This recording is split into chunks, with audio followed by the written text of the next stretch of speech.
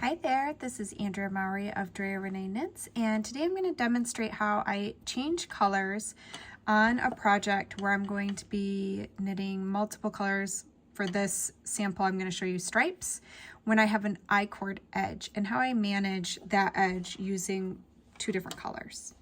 So we're going to start off by joining in our new color. So this is where I have my I-cord edge.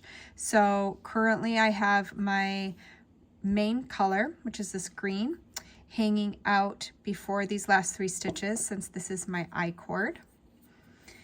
And when we're knitting an I-cord, we slip on the previous row, we slip however many stitches are in the I-cord to leave our working yarn back there. So as we pull this yarn around to knit the furthest stitch, it will end up creating a tube along the edge, which will look something like this, which is a really lovely finish to our edges. It can look really beautiful. Just a little rolled tube of knit fabric. All right, so to change colors, what I want to do is I want my new color, my contrast color that I'm going to add, to be in the same place as my previous color so that I can keep that I-cord continuous. So I'm going to grab my new color here, which is going to be just this lovely pale turquoise.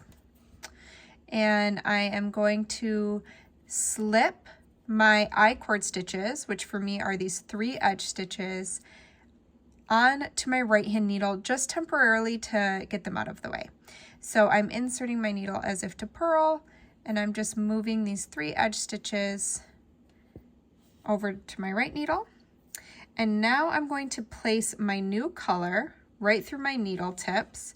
I have the tail end towards my body, and I have the long end that's attached to my yarn ball away from my body, going along the same path as my previous color. So you can see they're in the same spot. And now I'm just going to slip those 3 stitches back. And so you can see I'm ready to work my new color from the same spot I would have worked my previous color. So I'm going to go ahead and just knit across this whole row with my new color. And you just want to make sure that as you pull your new color that you don't pull too much and lose your tail. And so let's just knit across. And it doesn't matter if you are English or continental. I'll show the next set of rows continental. Do this first set English. But it's the same idea no matter which way you knit. There we go, getting all the way to my other end. And I'm only working the I-cord on one side. You could obviously work it on both depending on your project. And I'm actually going to keep a slip stitch edge on this side. Forgot I was knitting English for a minute there. Okay, so to slip a stitch at the edge, I like to slip holding the yarn in front, and then I bring it to the back and just knit to my last 3 stitches because that's where my I-cord is.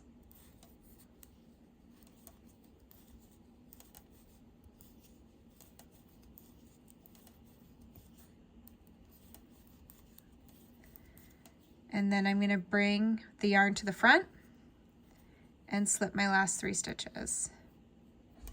And then I can turn my work, and now it's time to use my green color again.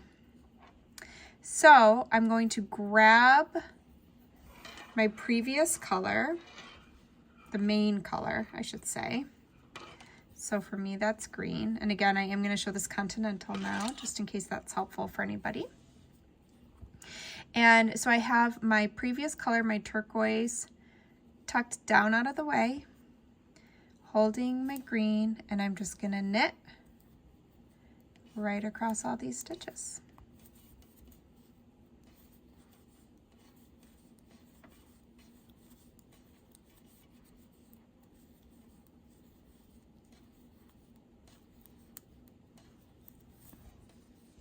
And as you can see, as this gets taller and taller, what happens with your I-cord is it rolls in on itself. So right now you could kind of pull it open, but as it grows, it's gonna roll in. So it'll just be tucked really nicely across that garter stitch. And it'll just be every other row. You will have a row of green, a row of turquoise, row of green, row of turquoise, and it'll look really neat and tidy. All right, let's show the turquoise color change just one more time for anyone who wants to see it. Again, I'm slipping my edge stitches just to keep it tidy. I like how it looks like a little row of knit stitches going up the side of my swatch. That's why I do it. Purely aesthetic. And I'm again knitting to the last 3 stitches. Since I have a 3-stitch I-cord on my edge, I bring my yarn to the front and I slip those 3 edge stitches purlwise. I turn my work,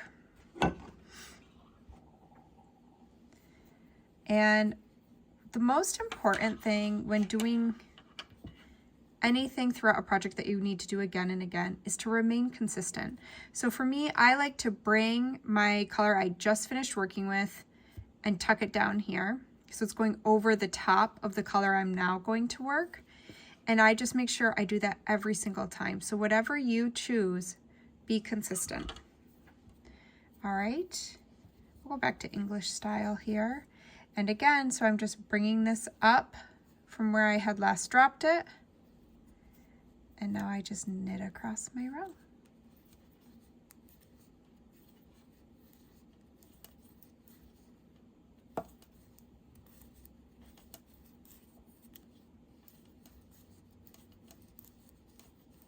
I'm gonna knit kind of quick just so I can show you that I-cord edge again.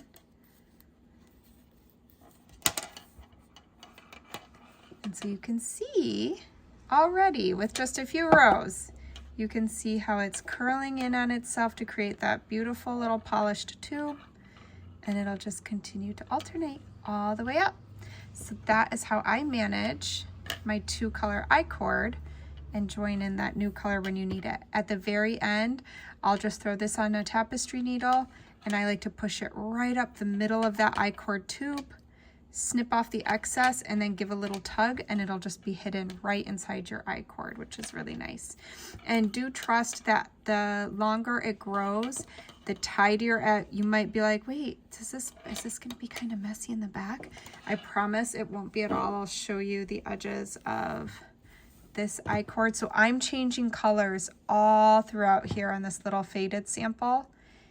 And you can see how as it grows, it just snaps into place and looks so, oh, here's a good example, and looks so neat and tidy on both sides. So that is why I love an I-cord edge, and I hope you do too. Happy knitting.